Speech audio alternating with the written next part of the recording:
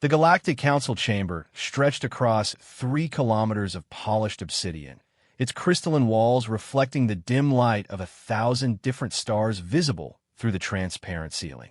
Representatives from 47 species sat in their designated atmospheric bubbles, each tailored to support their unique biological needs. The air hummed, with translation devices working overtime to convert thousands of different languages into comprehensible communication. Ambassador Sarah Chun adjusted her simple black suit and checked the breathing apparatus attached to her collar. Earth's oxygen mixture was considered toxic by most species present, requiring her to wear the bulky converter that made her look even more alien among the already bizarre collection of beings surrounding her.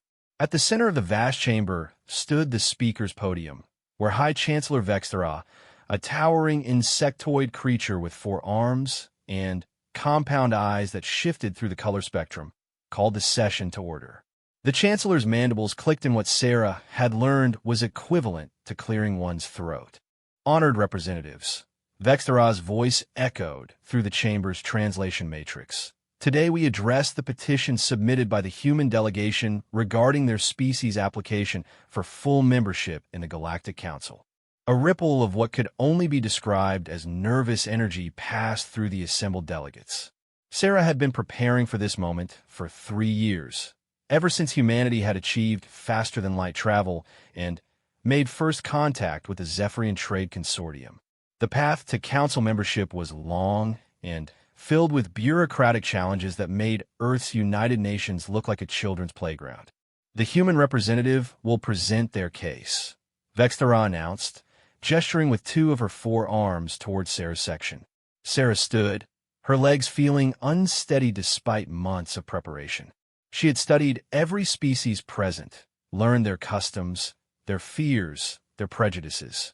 Humanity was young by galactic standards, having only discovered nuclear technology within the last century. Most species in the Council had been spacefaring for thousands of years. Honored members of the Council, Sarah began, her voice amplified by the translation system. Humanity comes before you not as conquerors or exploiters, but as beings eager to contribute to the greater galactic community.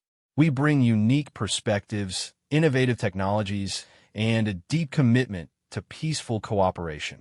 A rumbling sound emerged from the Krosnian delegation, their elephant-like trunks swaying in what Sarah recognized as disagreement. Ambassador Thurek, their representative, rose from his massive seat. With respect to the human delegate, Thurek's deep voice resonated through his trunk. Your species has barely left its home system.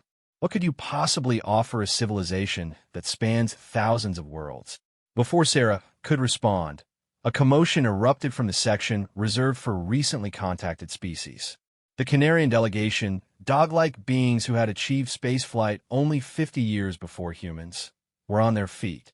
Their leader, Ambassador Zephyr, bounded toward the central speaking area with an enthusiasm that seemed to energize the entire chamber.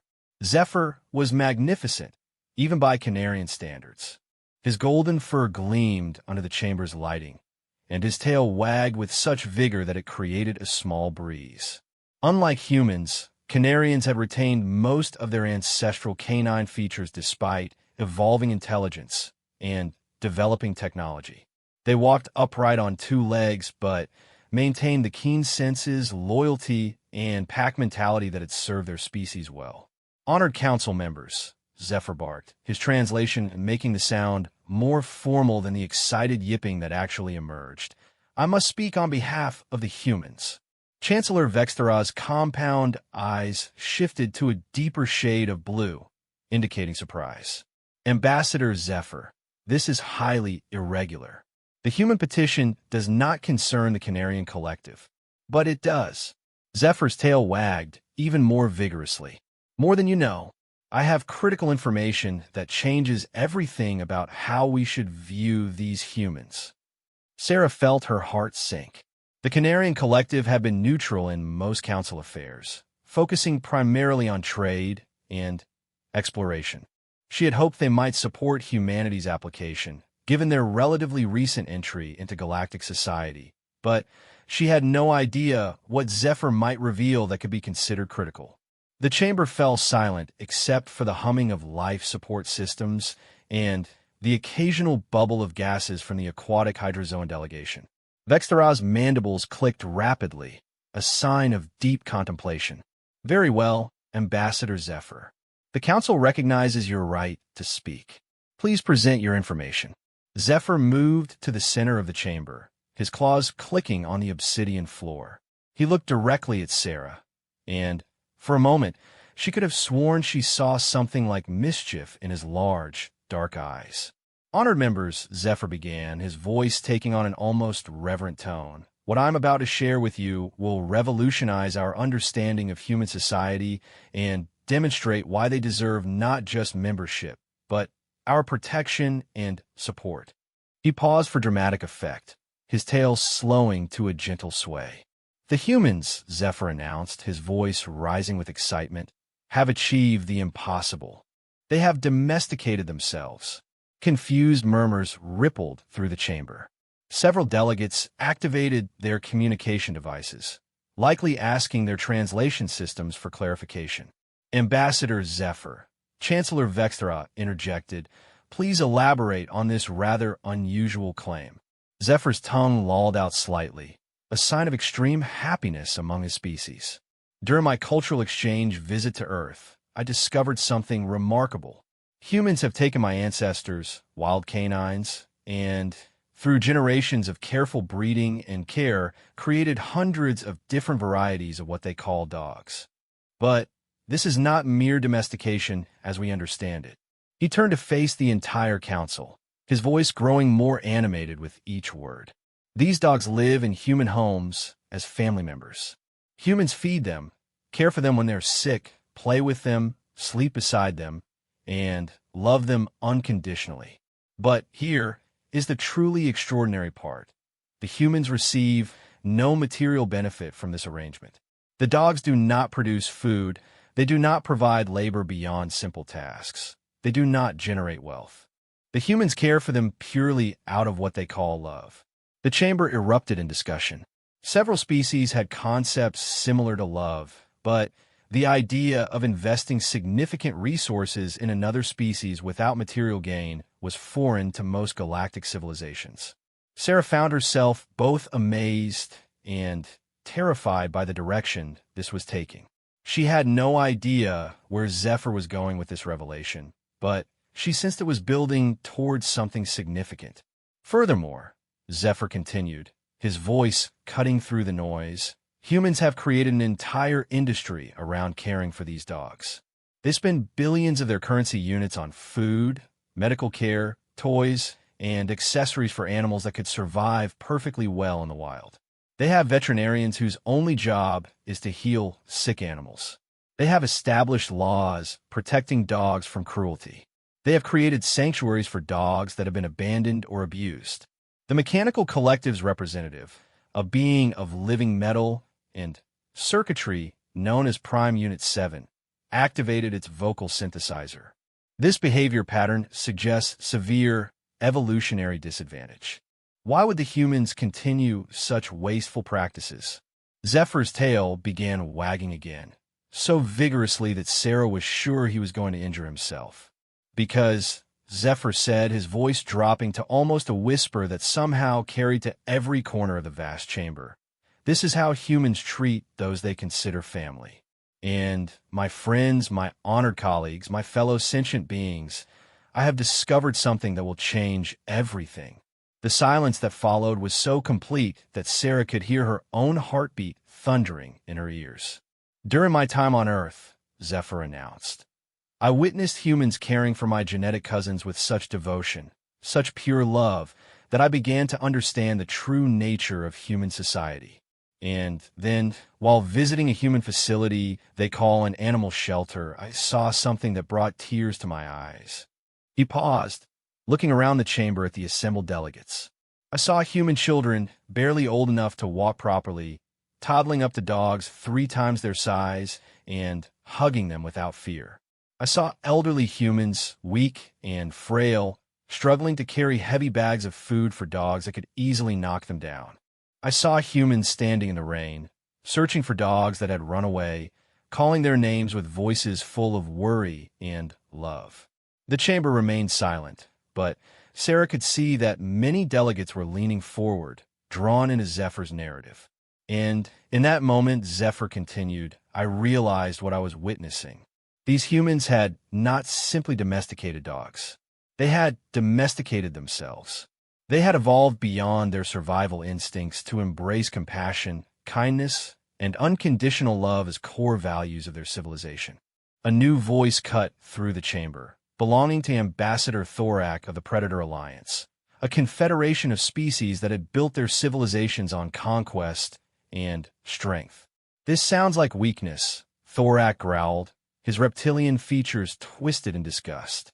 A species that wastes resources on useless creatures cannot be strong enough to survive in the galaxy. Zephyr turned toward Thorak, and Sarah noticed that the Canarian's demeanor shifted.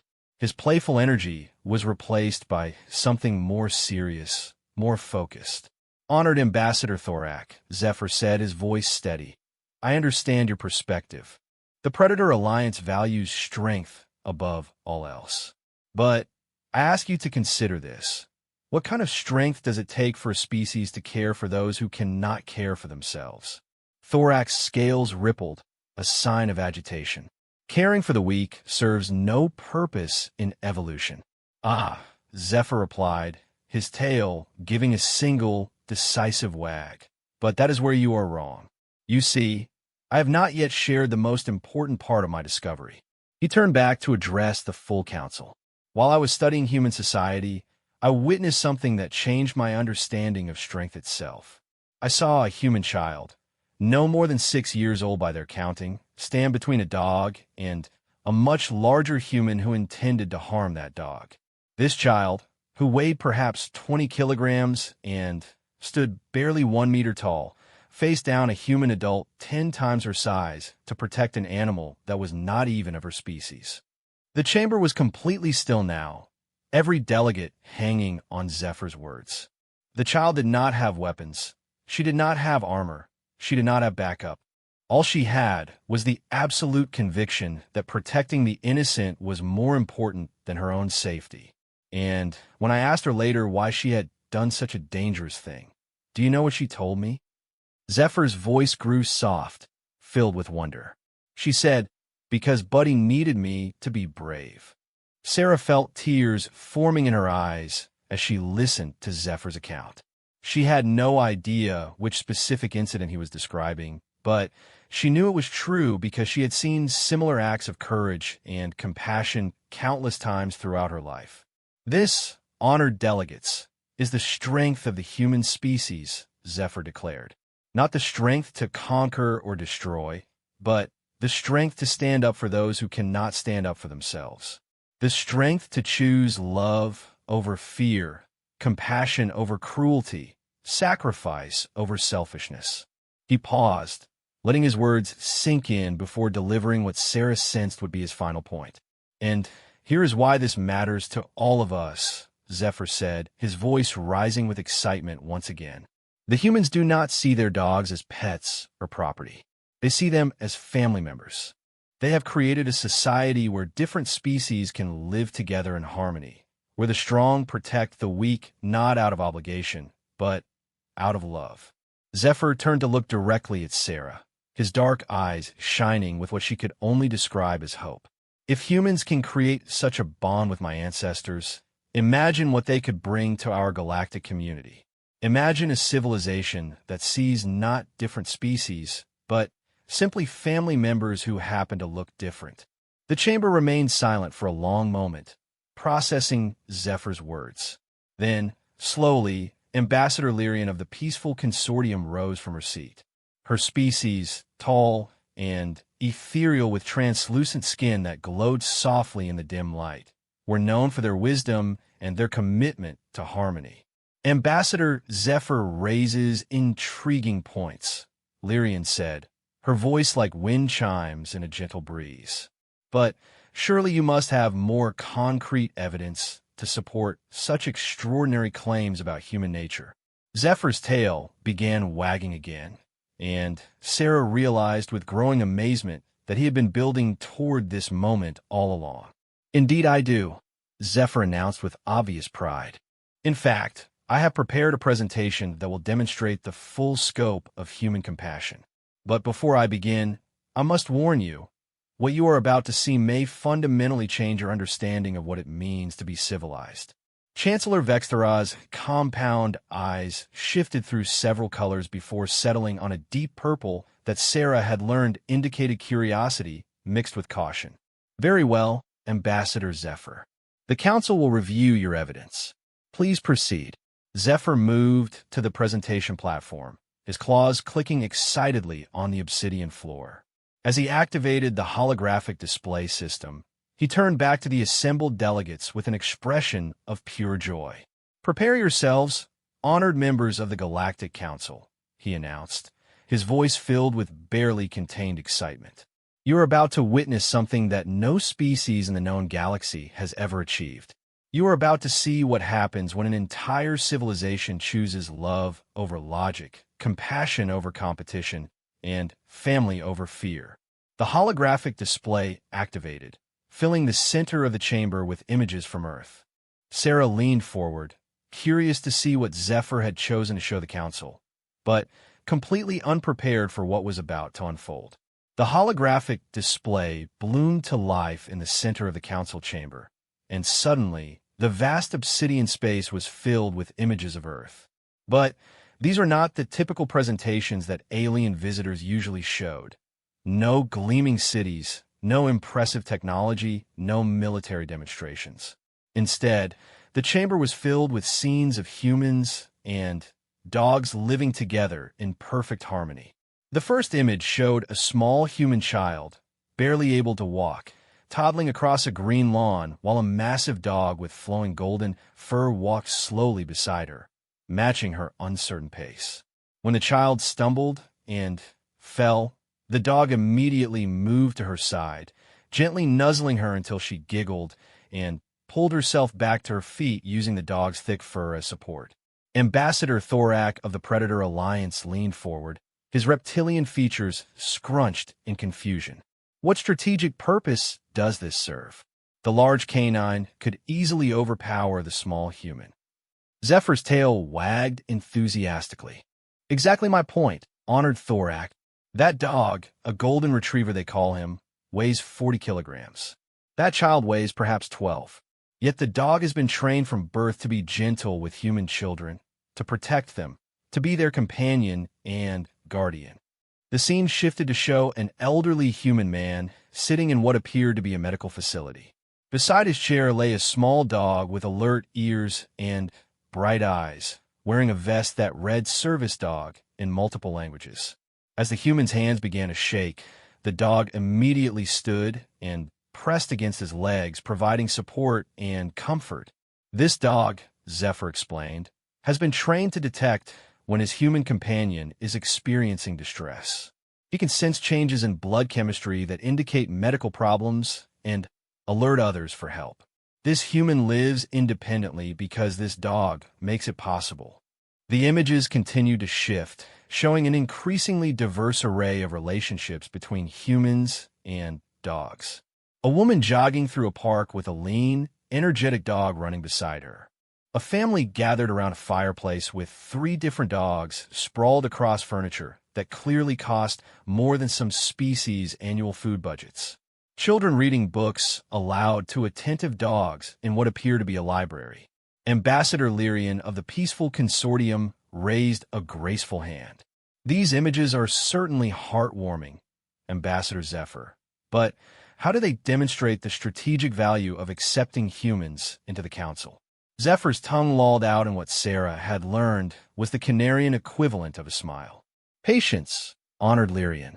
The true revelation is coming." The holographic display shifted to show a massive facility filled with individual enclosures, each containing 1 or more dogs. Sarah recognized it immediately as an animal shelter, though she wondered how Zephyr would explain this to species that had no equivalent concept. "This," Zephyr announced, "is what humans call an animal shelter. It is a facility dedicated entirely to caring for dogs that have no homes. A confused rumbling emerged from several delegations simultaneously. The concept seemed to be causing universal bewilderment. No homes. Ambassador Thurek of the Krosnians trumpeted through his massive trunk.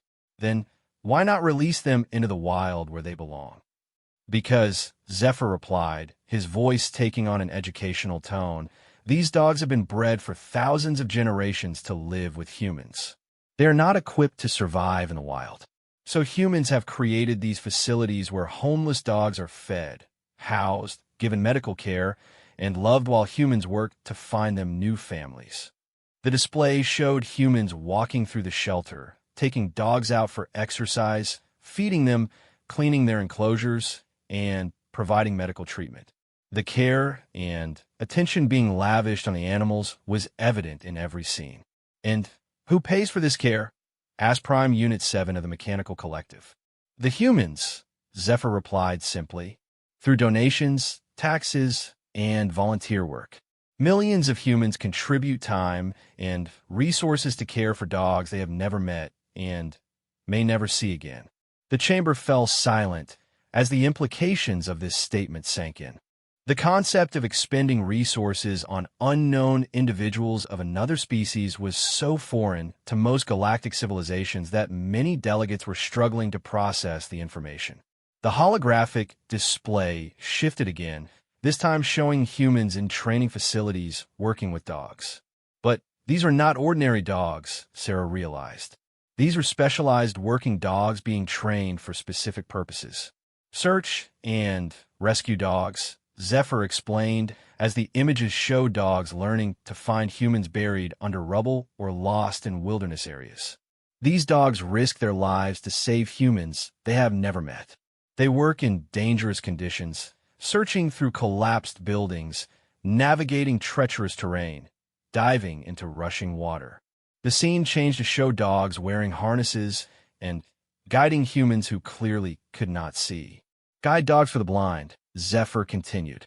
These dogs become the eyes of humans who have lost their sight, guiding them safely through the world for their entire lives. Then came images of dogs in hospitals, wearing special vests and interacting with patients who were clearly suffering from illness or injury. Therapy dogs, Zephyr explained.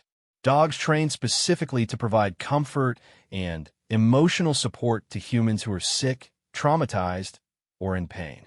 Ambassador Vextera's compound eyes shifted through several colors rapidly, indicating deep thought. Ambassador Zephyr, these examples are certainly impressive demonstrations of interspecies cooperation, but surely there must be some benefit to the humans beyond simple companionship. Zephyr's entire body seemed to vibrate with excitement, his tail wagging so vigorously that Sarah was genuinely concerned for his safety. Chancellor Vextera, you have asked the perfect question, because what I am about to show you demonstrates the true genius of human civilization. The holographic display changed to show a scene that made Sarah's heart skip a beat. It was a military base, but not the kind of military demonstration that might impress the Council with human fighting capability. Instead, it showed human soldiers working with dogs in what was clearly a combat zone. Military working dogs, Zephyr announced solemnly. These dogs serve alongside human soldiers, detecting explosives, tracking enemies, protecting human lives in the most dangerous situations imaginable. The images show dogs and humans working together in perfect coordination, the trust between them absolute. A dog alerting its handler to danger, a soldier carrying an injured dog to safety, humans and dogs sharing food and water in harsh conditions. But here, Zephyr said, his voice dropping to a reverent whisper, is where human nature truly reveals itself. The display shifted to show a military ceremony. A dog wearing a small military uniform was being presented with what appeared to be a medal, while human soldiers saluted respectfully. This dog, Zephyr explained, was killed while protecting human soldiers from explosive device. The humans held a full military funeral for him, with honors equal to those given to their own species. They buried him with full military honors because they considered him not just a tool, but a fallen comrade. The chamber had gone completely silent again, but this time Sarah could sense something different in the atmosphere. Where before there had been confusion and skepticism, now there was something approaching awe. The humans, Zephyr continued, have military cemeteries dedicated specifically to dogs that died in service to their country. They maintain these grave sites, visit them regularly, and remember these animals as heroes. The holographic display shifted once more, showing scenes that made Sarah's eyes fill with tears. Humans saying goodbye to elderly dogs at veterinary clinics, holding them gently as they peacefully passed away. Families creating memorial gardens for beloved pets. Children drawing pictures of dogs they had lost and hanging them on refrigerators next to family photos. When a dog dies, Zephyr said softly, humans grieve as deeply as they would for members of their own species. They hold funerals, create memorials, and carry the memory of these animals for the rest of their lives. Ambassador Lyrian rose from her seat, her translucent skin glowing brighter than usual, indicating strong emotion. Ambassador Zephyr, she said, her voice trembling slightly, are you saying that humans form emotional bonds with members of other species that are equivalent to the bonds they form with their own kind? Not equivalent, Zephyr replied, his tail slowing to a gentle wag. In many cases, stronger. The chamber erupted in discussion as delegates tried to process this revelation. Several species had concepts of loyalty and cooperation, but the idea of forming primary emotional bonds across species lines was virtually unprecedented in galactic civilization. Furthermore, Zephyr continued, raising his voice above the commotion, humans do not limit this behavior to dogs. They have domesticated and formed emotional bonds with hundreds of different species. Cats, birds, fish, reptiles, small mammals, even insects. There are humans who dedicate their lives to protecting species that most sentient beings would consider insignificant. The holographic display showed a rapid succession of images. Humans caring for cats, feeding birds, maintaining aquariums, handling snakes with obvious affection. Even humans working to protect bees and other insects. They have created what they call zoos, Zephyr explained, facilities dedicated to protecting and caring for animals from across their entire planet. Not for food production or labor, but simply to ensure these species continue to exist. Prime Unit 7's mechanical voice cut through the noise. This behavior pattern suggests inefficient resource allocation on a massive scale. How has this species survived evolutionary pressures? Zephyr turned toward the mechanical being, his dark eyes bright with intelligence. Honored Prime Unit 7. That is precisely the question that led me to my greatest discovery about human nature. The holographic display changed to show charts and data. Though Sarah couldn't read the alien symbols, she could tell they represented statistical information. I studied human society extensively during my visit, Zephyr explained. I analyzed their resource allocation, their social structures, their survival strategies. And I discovered something remarkable. The data on the display shifted, showing comparative analyses between different human societies.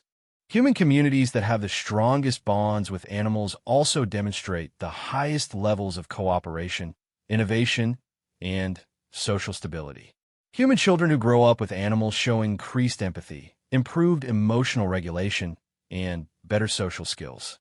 Human societies with strong animal protection laws also have lower crime rates and higher levels of scientific advancement. The chamber fell silent as delegates processed this information. In other words, Zephyr continued, caring for other species has not weakened human civilization. It has strengthened it. By learning to love and protect those different from themselves, humans have developed the social and emotional intelligence necessary to create one of the most cooperative and innovative societies on their planet. Ambassador Thorax's scales rippled with agitation. These claims are extraordinary. Do you have proof of this correlation? Zephyr's tail resumed its vigorous wagging. Indeed I do. But before I present the final evidence, I must prepare you for what you are about to see. He turned to address the full council, his voice taking on a formal tone. What I am about to show you represents the culmination of thousands of years of human evolution. It is the ultimate expression of their capacity for love, sacrifice, and interspecies cooperation. It demonstrates why humanity deserves not just membership in this council, but our protection and support as they continue to develop. Chancellor Vexteraz's mandibles clicked rapidly. Ambassador Zephyr, please proceed with your evidence. Zephyr activated a new section of the holographic display, and suddenly, the chamber was filled with something that made every delegate lean forward in anticipation. Honored members of the Galactic Council, Zephyr announced, his voice filled with pride and wonder, I present to you the ultimate proof of human civilization's advancement. The holographic display showed what appeared to be a simple room in a human dwelling. But as the image focused, Sarah realized what she was seeing, and her heart nearly stopped. On a soft blanket in the center of the room lay a dog, clearly exhausted, but alert. Nestled against her side were several tiny, squirming forms barely visible in the dim lighting. Newborn puppies, Zephyr whispered, his voice filled with reverence. And watch what the humans do when new life enters their world. The holographic display focused on the scene of a mother dog with her newborn puppies, and Sarah watched in fascination as Zephyr began to narrate what was clearly a carefully documented observation. This recording was made in a human home during the birth process of these puppies, Zephyr explained, his voice filled with scientific precision mixed with obvious emotional investment. Watch carefully how the humans respond to this event. The image showed a human family gathered around the blanket where the mother dog lay with her puppies. Sarah could see a man, a woman, and 2 children, all moving with quiet reverence around the new mother. Their voices were soft, their movements careful and deliberate. The humans have prepared for weeks for this moment, Zephyr continued. They have created a special space for the mother dog, gathered supplies for the puppies, and arranged for veterinary care. But notice their behavior now that the puppies have arrived. The display showed the human family watching the puppies with expressions of pure wonder. The children were whispering in excitement, pointing at the tiny forms as they squirmed against their mother. The adults were monitoring the situation carefully, but with obvious joy and anticipation. Ambassador Thurrock rumbled through his trunk. They appear to be treating this birth as a significant event. Do these puppies serve some important function we have not been told about? Zephyr's tail wagged slowly, thoughtfully. In a sense, yes, but not in the way you might expect. The holographic scene shifted to show the following days and weeks. The human family took turns watching over the mother and puppies, feeding the mother extra food, gently cleaning the area around them, and monitoring their health with the attention typically reserved for their own offspring. The humans, Zephyr explained, spend enormous amounts of time, energy, and resources ensuring the health and safety of these puppies. They check on them multiple times throughout the night. They maintain perfect temperature and hygiene conditions. They document their growth and development. The display showed one of the human children sitting quietly beside the puppy blanket, reading a book aloud in soft tones while the puppy slept. But here's what makes this truly remarkable, Zephyr continued. Watch what happens as the puppies grow. The images accelerated through time, showing the puppies opening their eyes, taking their first wobbly steps, playing with each other and with the human family members. The humans were present for every milestone, celebrating each development as if it were the most important thing in the world. The humans document everything, Zephyr noted. They take thousands of photographs, record videos, measure the puppy's growth, and share these moments with other humans who express equal excitement about puppies they have never met. Ambassador Lyrian rose from her seat, her bioluminescent skin pulsing with curiosity. Ambassador Zephyr, this is certainly touching, but I fail to see how puppy raising demonstrates strategic value for council membership. Zephyr turned toward her, and Sarah noticed that his expression had become more serious, more focused. Honored Lyrian, what I have shown you so far is merely the foundation. Now comes the truly extraordinary part. The holographic display shifted to show the human family beginning to interact with people outside their home. Other humans were visiting to see the puppies, and each visitor showed the same level of excitement and wonder that the family displayed. Humans, Zephyr explained, consider puppy births to be community events. They share the joy with their neighbors, friends, and extended family members. Humans who are complete strangers will ask to see photographs of puppies and respond with genuine happiness.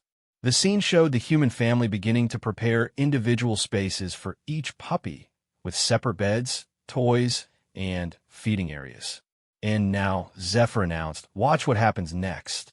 The display showed humans that Sarah didn't recognize arriving at the home and spending time with individual puppies. They were clearly interviewing the puppies, observing their personalities, and forming connections with specific individuals. The humans, Zephyr said, his voice growing more excited, are finding new families for each puppy. They are not selling them for profit, though they could. They are not keeping them all, though they clearly love them. Instead, they are carefully selecting the best possible homes for each individual puppy. The chamber was completely silent now. Every delegate focused intently on the holographic display. But here is the most remarkable part, Zephyr continued. Watch the criteria they use for selecting these families. The display showed the human family asking detailed questions of the potential puppy adopters. They were clearly evaluating not their wealth or status, but their capacity for love, their understanding of responsibility, and their commitment to caring for the puppy throughout its entire life. The humans, Zephyr explained, turn away wealthy families who cannot demonstrate genuine affection for animals. They reject applicants who view the puppy as a temporary amusement. They only give puppies to families who understand that they are making a commitment that will last for the next 15 years of their lives. Ambassador Thorax scales rippled with confusion. They are giving away valuable assets based on emotional criteria rather than practical benefit? Exactly, Zephyr replied, his tail wagging with obvious pride. The humans place the welfare of the puppies above any personal gain. They want each puppy to have the best possible life, even if that means less profit or convenience for themselves. The holographic display shifted to show the separation process as puppies left for their new homes. Sarah felt her throat tighten as she watched the human children saying goodbye to puppies they had obviously grown attached to, tears in their eyes, but smiles on their faces as they wished each puppy well in their new life. The humans, Zephyr noted softly, experience genuine grief when the puppies leave, even though they know this separation is necessary for the puppy's well-being. They put the needs of the animals above their own emotional comfort. The display continued to follow individual puppies as they settled into their new homes. Each family that received a puppy demonstrated the same level of care and attention that the original family had shown. But the story does not end there, Zephyr announced. Watch what happens next.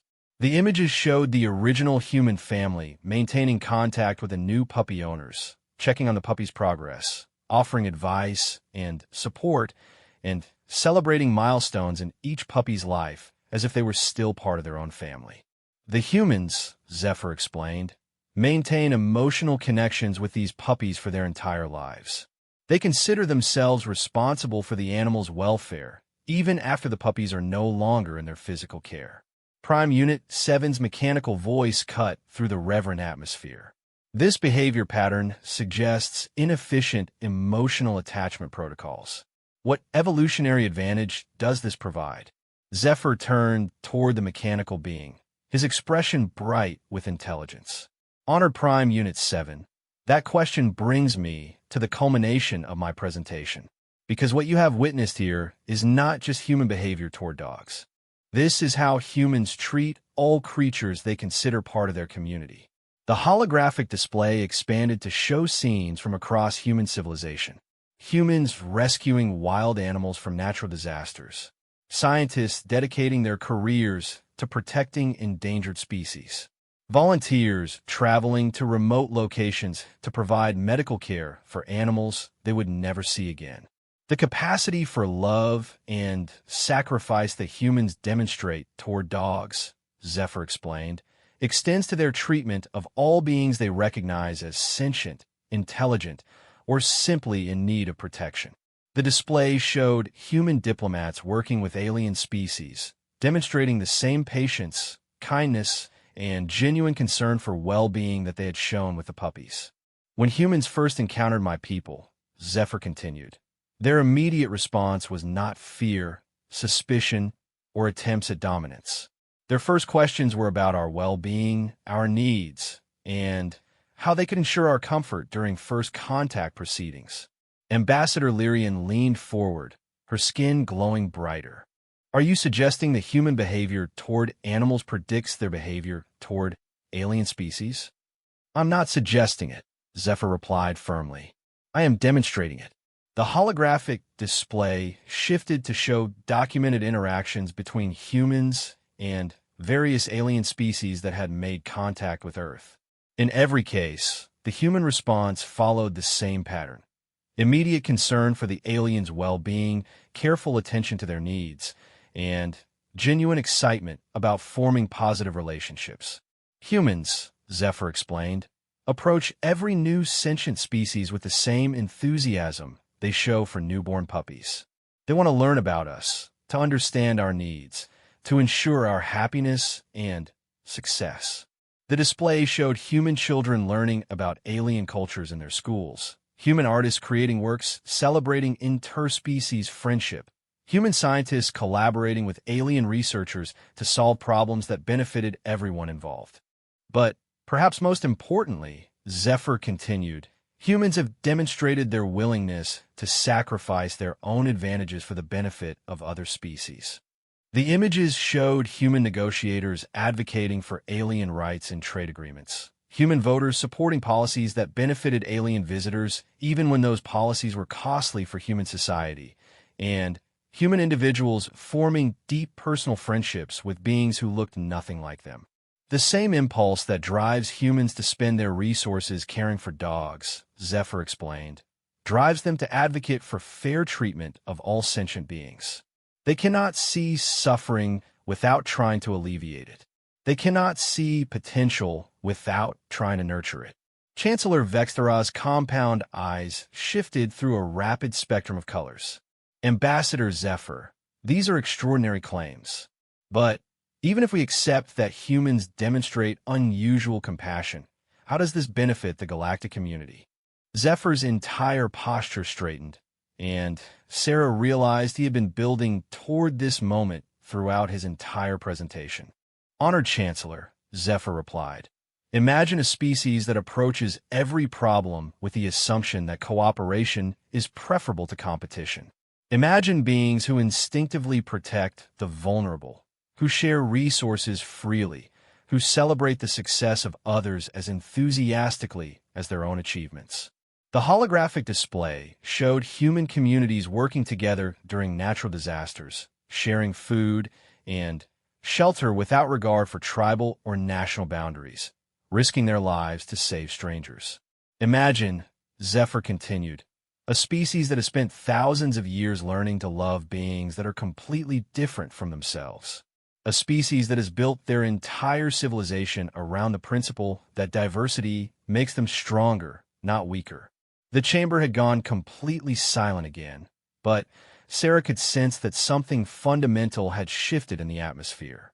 The skepticism and confusion that had dominated the early part of the session was being replaced by something she dared to hope might be acceptance. Humans, Zephyr announced, his voice rising with passion, represent the next stage of galactic evolution. They have solved the fundamental problem that has limited every other civilization, the inability to truly care about beings who are different from themselves. He turned to address the full council, his tail wagging with barely contained excitement. And that, honored delegates, is why I stand before you today with the most important announcement in galactic history. The holographic display shifted one final time, showing a scene that made Sarah's heart stop. It was a formal document, clearly official, with Canarian governmental seals and signatures. The Canarian Collective, Zephyr announced proudly, hereby formally requests not only that humanity be granted full membership in the Galactic Council, but that they be granted special protectorate status as a developing civilization of extraordinary value. The chamber erupted in shocked discussion, delegates frantically consulting with each other and accessing their communication devices. Furthermore, Zephyr continued, his voice cutting through the chaos. The Canarian Collective offers to serve as humanity's sponsor and mentor in galactic society, and we pledge our military and economic support to ensure their successful integration into the galactic community. Ambassador Thorak rose to his feet, his massive form dominating his section of the chamber. This is unprecedented. No species has ever requested protectorate status for another. Zephyr turned toward Thorak, and Sarah noticed that all trace of playfulness had left the Canarian's demeanor. He looked, she realized, like a being prepared to defend his pack. "Honored Thorak," Zephyr replied, his voice steady and strong. "No species has ever demonstrated the capacity for universal love that humanity possesses. They are a treasure beyond measure, and they must be protected while they develop their full potential." He paused, looking around the chamber at the assembled delegates. Because Zephyr concluded, humanity represents our best hope for finally achieving the dream that brought us all together in this council. A truly united galactic civilization where all beings can thrive in peace and harmony. The chamber fell silent once more, and Sarah realized that everything now hung in the balance of what happened next. The silence that followed Zephyr's declaration stretched across the vast chamber like a held breath. Sarah could feel the weight of hundreds of alien gazes, some curious, some skeptical, others thoughtful. The political implications of what Zephyr had just proposed were staggering. In the 3,000-year history of the Galactic Council, no species had ever requested protectorate status for another civilization. Chancellor Vexthara's mandibles clicked rapidly as her compound eyes cycled through colors that Sarah had never seen before. Finally, she spoke. "The Council recognizes the unprecedented nature of the Canarian proposal. According to our procedures, such a request requires formal testimony from multiple member species before consideration can begin." Ambassador Thorak's scales rippled with obvious agitation. "Chancellor, surely we cannot seriously consider granting special protection to a species that has barely left its home system. The Predator Alliance formally objects to this entire proceeding." But before Chancellor Vexthara could respond, another voice cut through the chamber. Ambassador Lyrian of the Peaceful Consortium rose gracefully from her seat, her translucent skin glowing with steady, calm light. "The Peaceful Consortium requests permission to address the Council regarding the human petition." A murmur of surprise rippled through the assembled delegates. The Peaceful Consortium rarely involved themselves in membership debates, preferring to remain neutral in political matters. "The Council recognizes Ambassador Lyrian," Chancellor Vexthara announced. Lyrian moved to the central speaking area with fluid grace, her ethereal form seeming to drift rather than walk across the obsidian floor. When she reached the center, she paused for a moment, gathering her thoughts. "Honored delegates," she began, her voice carrying easily through the chamber's acoustics. "I have served in this council for 200 standard years. I have witnessed the admission of 17 species to our community. I have observed countless debates about the qualifications necessary for membership." She paused, turning to look directly at Sarah. "Never before have I heard a presentation that so fundamentally challenges our understanding of what it means to be civilized." Sarah felt her heart racing as Lyrian continued. "Ambassador Zephyr has presented evidence of a species that has solved what we consider to be the fundamental paradox of galactic society: how to maintain individual identity while embracing universal compassion." The chamber remained attentive, though Sarah could sense underlying currents of disagreement from several delegations. For 3 millennia, Lyrian continued, this council has struggled with the problem of integration. How do we create unity among beings who evolved on different worlds, under different conditions, with different biological imperatives? How do we build trust between species that may view each other as threats, competitors, or simply incomprehensible aliens? She gestured toward the holographic display, which still showed images of humans caring for various animals. The humans appear to have solved this problem not through technology, not through force, not through elaborate political structures, but through the simple act of choosing love over fear. A new voice interrupted from across the chamber. Prime Unit 7 of the Mechanical Collective activated its vocal synthesizers. Ambassador Lyrian, emotional responses are subjective and unreliable. How can love serve as a foundation for galactic governance? Lyrian turned toward the mechanical being, her skin pulsing with gentle light. Honored Prime Unit 7, that question reveals the limitation of purely logical analysis. Love, as demonstrated by human society, is not merely emotion. It is a strategic choice to prioritize cooperation over competition, growth over destruction, long-term benefit over short-term gain. She activated her own control for the holographic display, and new images appeared showing human societies during various crises. Observe human behavior during natural disasters, Lyrian continued. When earthquakes destroy their cities, when floods devastate their communities, when diseases threaten their populations, humans consistently respond by helping strangers, sharing resources, and rebuilding together. The display showed humans from different nations, different cultures, different backgrounds working side by side during disaster relief efforts. This is not random kindness, Lyrian explained. This is systematic, predictable behavior that demonstrates a fundamental understanding of interdependence. Humans have learned that their individual survival depends on collective success. Ambassador Thurek trumpeted through his massive trunk. But surely this cooperation is limited to their own species. It cannot extend to beings as different from humans as we are. Lyrian's skin brightened noticeably. Honored Thurek, that brings me to my own evidence regarding human nature. The holographic display shifted to show what appeared to be a research facility. Sarah recognized it as some kind of xenobiology laboratory, though she couldn't identify the specific location. During my own cultural exchange with Earth, Lyrian announced, I spent time observing human scientific research. Specifically, I studied their xenobiology programs, where they attempt to understand alien life forms. The display showed human scientists working with samples from various alien species, carefully studying biological specimens under microscopes, running tests, documenting results. What I discovered, Lyrian continued, challenged my understanding of scientific methodology itself. The images showed human researchers working late into the night, clearly exhausted but continuing their studies with obvious dedication. These humans, Lyrian explained, were not studying alien biology to find weaknesses to exploit or advantages to gain. They were studying us to understand how to better meet our needs. The display shifted to show human scientists developing specialized atmospheric mixtures for different alien visitors, creating dietary supplements to address alien nutritional requirements, and designing habitat modifications to make alien guests more comfortable.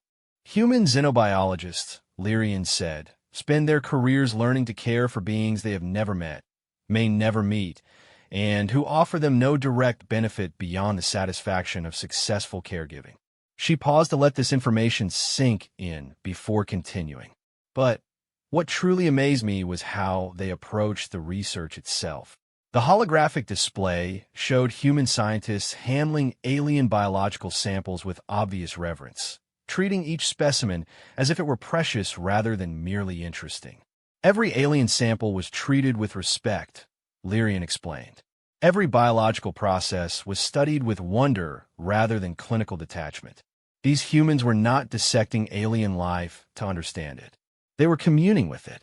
Ambassador Thorax's scales rippled with obvious skepticism. Scientific reverence does not translate to political reliability, Ambassador Lyrian.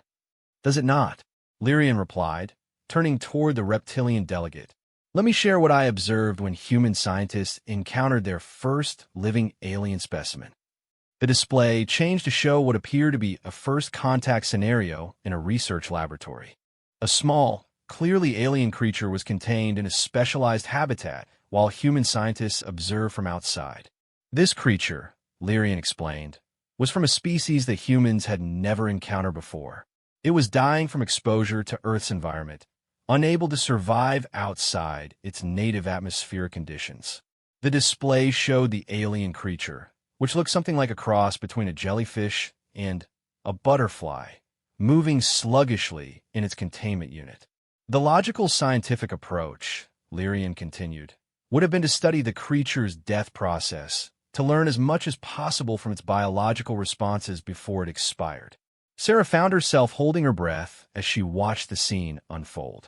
Instead, Lyrian said, watch what the humans chose to do. The display showed human scientists working frantically to adjust the creature's environment, testing different atmospheric mixtures, temperature variations, and habitat configurations. They were clearly racing against time, driven by desperation to save the alien's life. The humans, Lyrian explained, abandoned their research protocols and devoted all their resources to keeping this creature alive. They worked for 72 hours straight, ignoring their own needs, refusing to rest until they had created a sustainable environment for a being they had never seen before. The chamber was completely silent now, every delegate focused intently on the holographic display. And when they finally succeeded, Lyrian continued. When the creature began to show signs of recovery and health, do you know what the humans did? The display showed the human scientists celebrating, tears of joy on their faces as they watched the alien creature moving with renewed vigor in its specially designed habitat. They celebrated, Lyrian said simply. They celebrated the survival of a being that could offer them nothing, teach them nothing, provide them no advantage. They celebrated because they had successfully preserved life that was different from their own.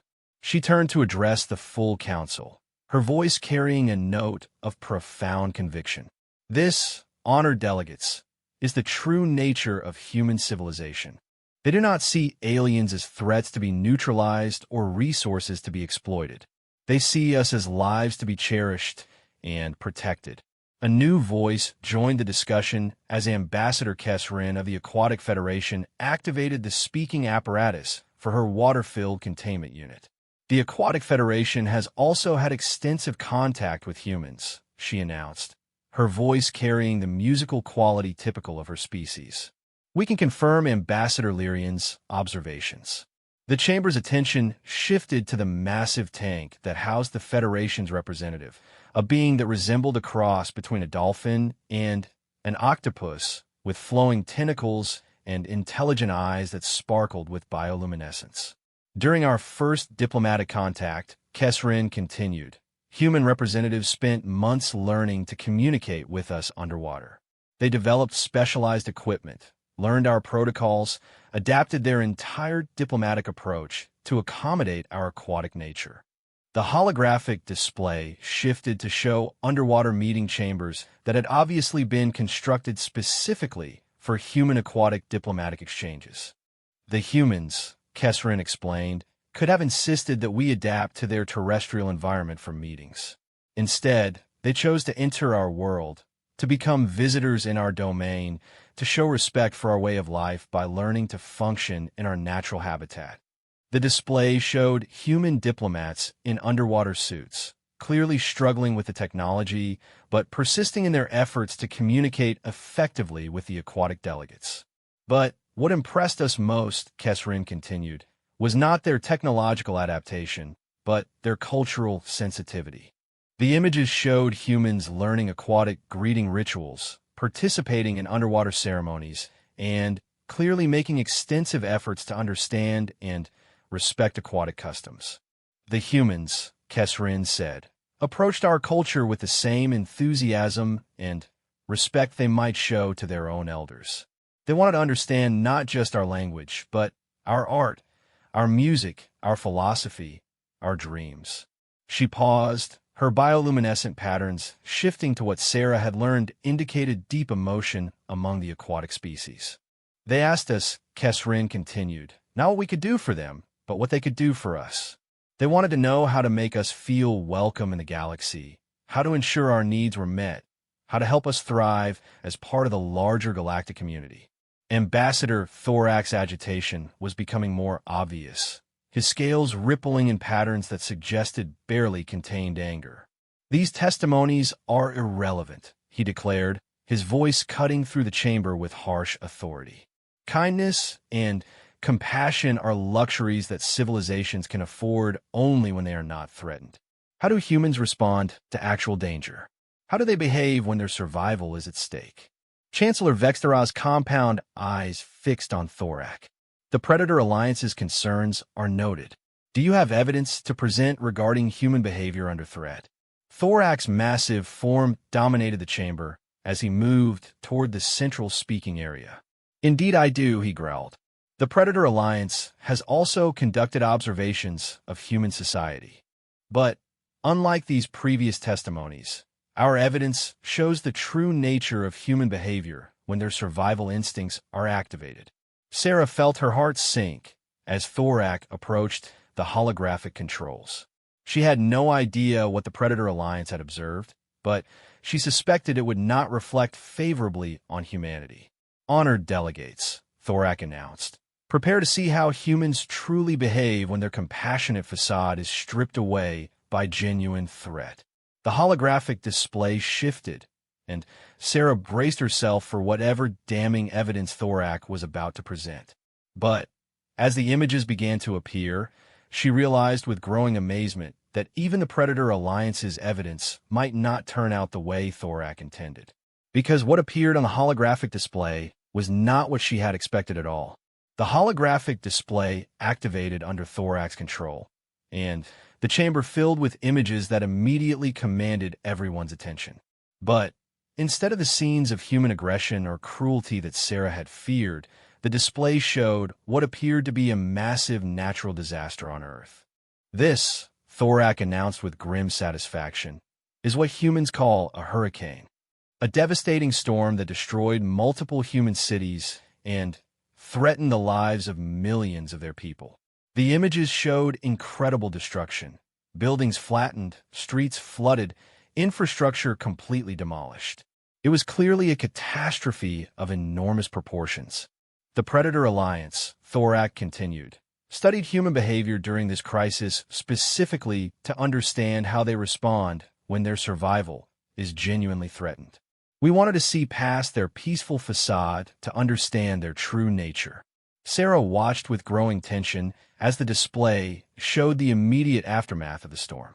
Humans were clearly in desperate situations, some trapped in damaged buildings, others stranded by flooding, many injured and in need of immediate assistance.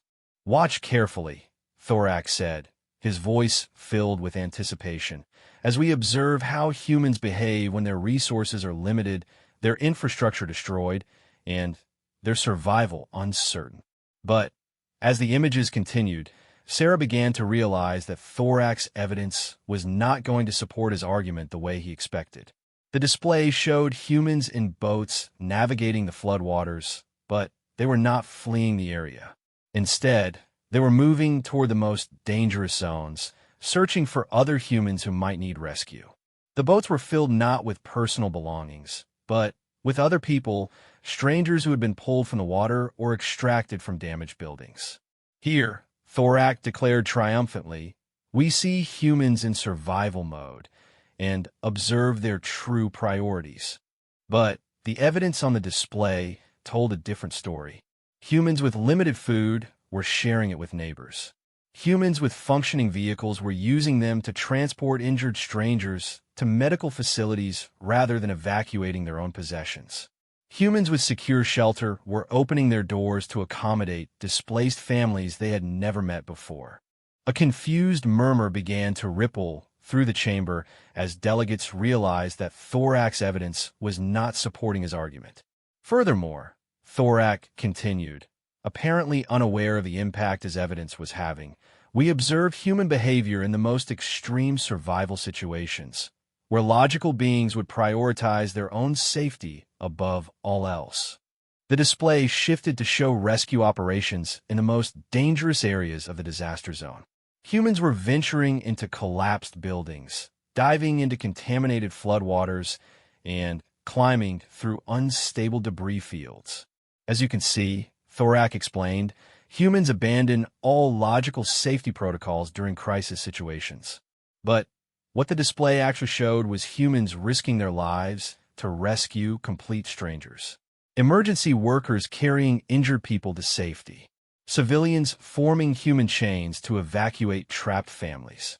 Volunteers organizing supply distributions to ensure that the most vulnerable populations received aid first. Sarah noticed that several delegates were leaning forward with obvious interest, and the expressions on their faces suggested they were drawing very different conclusions from Thorak's evidence than he intended. Ambassador Lyrian rose from her seat, her skin glowing with increasing brightness. Ambassador Thorak, she interrupted gently, your evidence appears to demonstrate that humans maintain their compassionate behavior, even under extreme stress.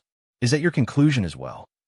Thorak's scales rippled with obvious agitation as he realized his presentation was not having the intended effect. These humans are clearly exhibiting irrational behavior, he insisted. They are wasting valuable resources on strangers instead of securing their own survival. This proves they cannot be trusted to make logical decisions during galactic crises. But Prime Unit 7 of the Mechanical Collective activated its vocal synthesizers with what sounded almost like electronic laughter. Ambassador Thorak, the mechanical being observed, your data actually demonstrates optimal strategic behavior. By prioritizing group survival over individual advantage, humans maximize the likelihood of long-term species success. This is highly logical crisis management. Thorak's agitation increased visibly. Explain your analysis, Prime Unit 7. Simple mathematical modeling, Prime Unit 7 replied. Individual humans who prioritize personal survival during natural disasters experience higher mortality rates than humans who cooperate in group rescue and resource-sharing efforts. Human compassion during crisis is actually an evolved survival strategy that maximizes collective survival probability. The mechanical being paused as its processors calculated additional data. Furthermore, Prime Unit 7 continued. Human societies that demonstrate stronger cooperative behaviors during emergency situations recover faster from disasters, rebuild more effectively, and show increased resistance to future threats. Human compassion is not weakness. It is strategically optimal behavior for long-term survival and success. The chamber fell silent as delegates processed this unexpected analysis. Sarah found herself amazed that a mechanical intelligence had recognized something about human nature that many biological species had missed. Zephyr, who had been waiting patiently during the testimony, stepped forward again. Honored Prime Unit 7 has identified the crucial point, Zephyr announced, his tail wagging with renewed enthusiasm. Human compassion is not random emotional behavior. It is systematic, predictable, and strategically advantageous response programming that has been refined over thousands of years of evolution. The holographic display shifted back to Zephyr's control, showing new data analyses that compared human disaster response with other species' crisis management protocols. The Canarian Collective has conducted extensive comparative studies, Zephyr explained. Human societies recover from catastrophes 40% faster than the galactic average. Human communities show 30% lower mortality rates during disasters. Human civilizations demonstrate 60% greater resistance to societal collapse during extended crisis periods. The data on the display clearly supported these claims, showing graphs and statistical comparisons that even the most skeptical delegates couldn't dismiss. In other words, Zephyr continued, Human compassion is not just morally admirable. It is practically superior to any crisis management system currently employed by galactic civilization. Chancellor Vextera's compound eyes shifted rapidly through the spectrum as she processed this information.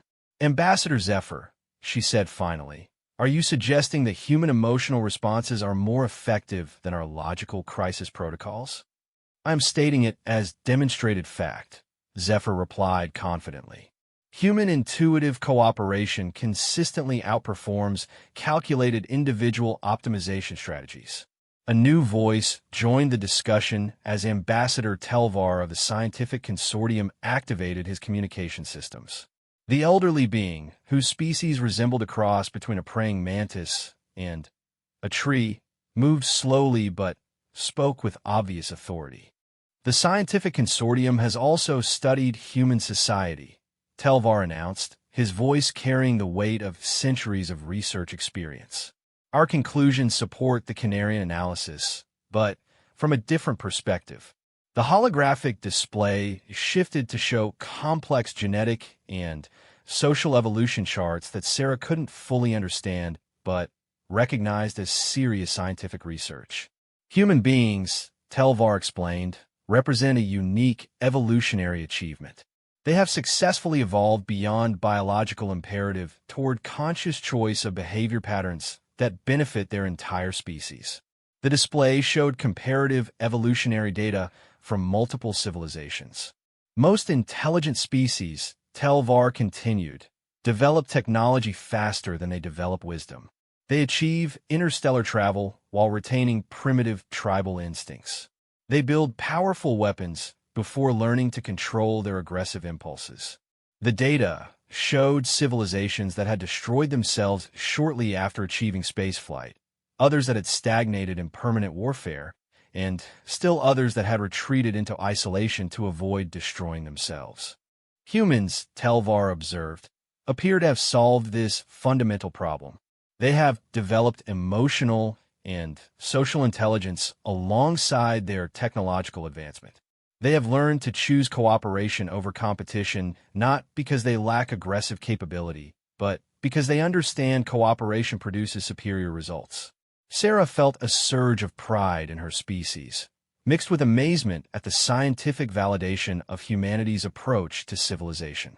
Furthermore, Telvar added, human society demonstrates unprecedented stability.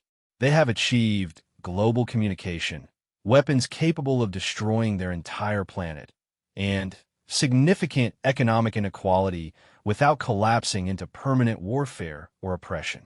The display showed human societies managing conflicts through negotiation, establishing international law, and consistently choosing diplomatic solutions over military ones, even when military victory would be easier to achieve. This level of social maturity, Telvar concluded, typically requires millions of years of evolution. Humans have achieved it in mere thousands of years through conscious choice rather than biological adaptation. Ambassador Thorak made one final attempt to challenge the growing consensus. Even if we accept these analyses, he declared, humans remain physically weak, technologically primitive, and strategically insignificant. What can they possibly contribute to galactic civilization that justifies the risk of admission? Zephyr turned toward Thorak with an expression that was both gentle and determined. Honored Thorak, Zephyr replied, I believe I can answer that question definitively. The holographic display shifted one final time, showing what appeared to be a simple image of Earth from space. The humans, Zephyr announced, have already made their contribution. They have proven that love is not weakness, but strength. They have demonstrated that compassion is not illogical, but strategically optimal.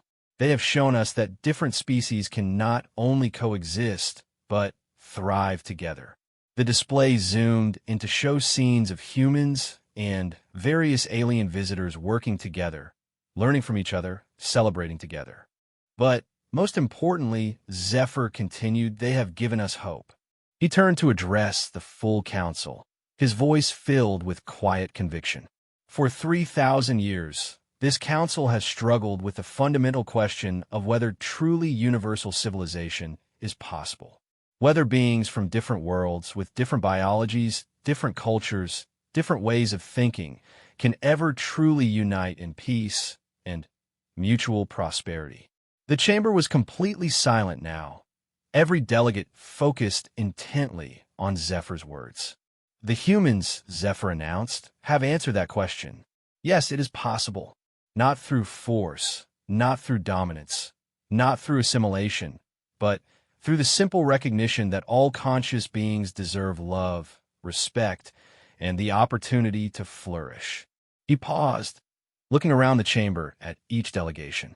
The humans see a universe full not of aliens, but of potential family members. They approach every new species with excitement rather than fear, curiosity rather than suspicion, hope rather than pessimism. Zephyr's tail wagged slowly, thoughtfully. And that perspective, he concluded, is exactly what this council needs to achieve its founding vision of true galactic unity. Chancellor Vexthara's mandibles clicked as she called for order in the chamber. The council has heard extensive testimony regarding the human petition, she announced. According to our procedures, we will now proceed to formal deliberation and voting.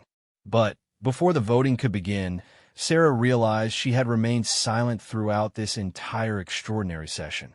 As the human representative, she had the right to make a final statement before the council vote.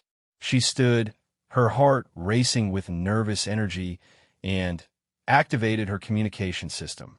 Honored members of the Galactic Council, she began, I have listened to this remarkable discussion about my species with growing amazement and humility. The chamber focused its attention on her, and Sarah felt the weight of representing not just her own hopes, but the hopes of all humanity. I cannot add to the evidence that has been presented here today, she continued, but I can make you a promise. She looked around the chamber, meeting the alien gazes with as much confidence as she could manage. If humanity is granted membership in this council, Sarah declared, we will bring the same love, dedication, and protective instinct to galactic civilization that we bring to caring for puppies. She paused, remembering all the scenes Zephyr had shown of humans caring for dogs through every stage of life. We will celebrate the success of every member species as if it were our own achievement. We will defend the vulnerable among you as fiercely as we protect our own children. We will work tirelessly to ensure that every being in this galaxy has the opportunity to thrive and flourish. Her voice grew stronger as she continued. And when new species make contact with galactic civilization, we will greet them with the same excitement, wonder, and unconditional acceptance that we show to newborn puppies. She smiled, thinking of all the countless acts of love and sacrifice that defined human relationship with animals. Because, Sarah concluded, that is simply who we are.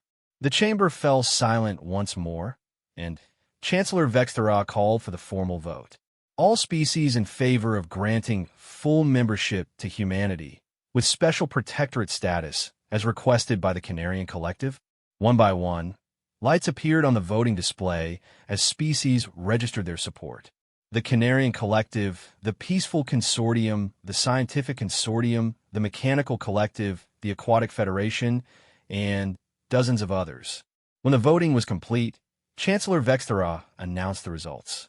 By overwhelming majority, humanity is hereby granted full membership in the Galactic Council, with special protectorate status during their integration period. The chamber erupted in celebration, but Sarah barely heard the noise. She was focused on Zephyr, who had bounded over to her section with his tail wagging so vigorously it seemed impossible that he could remain upright. Welcome to the galactic family, Zephyr said, his dark eyes shining with joy. We're going to have such wonderful adventures together. Sarah knelt down and embraced the Canarian ambassador, tears streaming down her face. Thank you, she whispered. Thank you for seeing the best in us. Zephyr's tongue lolled out in what she now recognized as pure happiness. Oh, Ambassador Sarah, he replied with obvious delight. This is just the beginning. Wait until you see what happens when the rest of the galaxy discovers that humans also love cats. As laughter and celebration filled the chamber around them, Sarah realized that humanity's greatest adventure was just beginning. And it would be built on the simple foundation that had defined their species from the beginning. The choice to love rather than fear, to protect rather than exploit, to build rather than destroy. The galaxy would never be the same, and neither would humanity. Because sometimes, the most profound changes in the universe begin with something as simple as a puppy's wagging tail and a species willing to love without reservation.